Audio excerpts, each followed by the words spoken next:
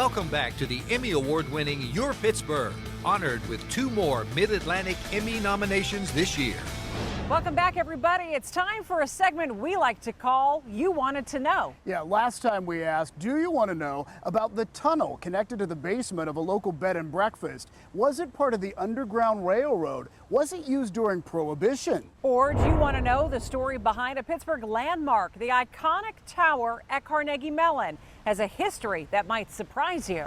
Well, with an impressive majority of the votes, the tunnel wins. So hopefully you are not afraid of cramped, dark spaces, because we're going underground to uncover history.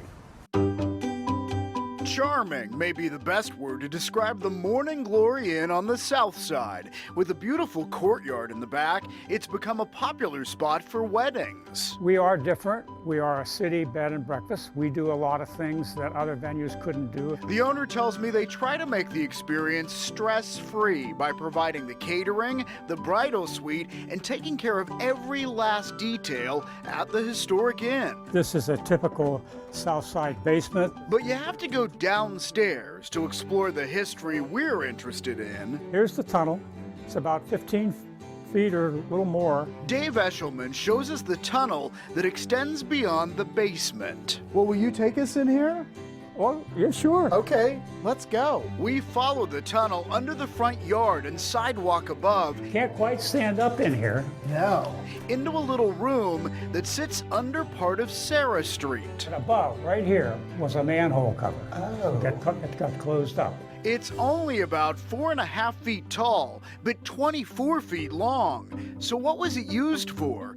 Well, it turns out the inn was built by a German immigrant, and construction started just before the Civil War. He built this to be a safe house. To be part of the Underground Railroad and help slaves escape to freedom. This was where they put them in, and then they take them into the basement. They never got upstairs. There was a water well in the basement rather than outside, and there's also evidence of how the tunnel could be hidden. These were spikes coming out here and turned up like hinges, so that maybe they had a cabinet that swung around there to sort of hide this. But experts think the home may have been completed too late for slaves to have actually used this tunnel.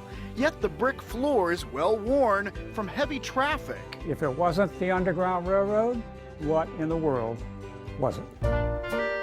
Well, ESCHELMAN thinks Prohibition is the answer. It wound up being used later during Prohibition to what? Stockpile liquor? Well, to who bring knows? liquor They might have had distills in here. Okay. Or this might have been just a warehouse they're distributing it, you know? The booze could have been lowered down from the street above through the now sealed manhole cover. Whatever they were doing during Prohibition, this was perfect.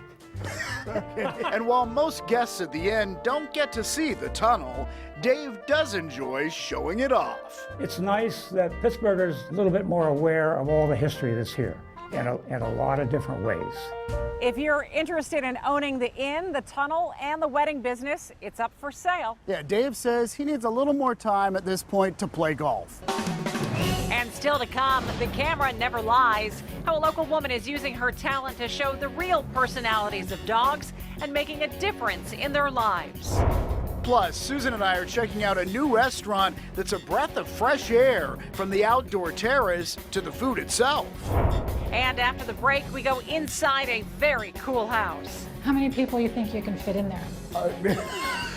A few. We're showing you around a very impressive mansion in our area, and we'll reveal the price tag. Stay with us, and thanks for watching Your Pittsburgh.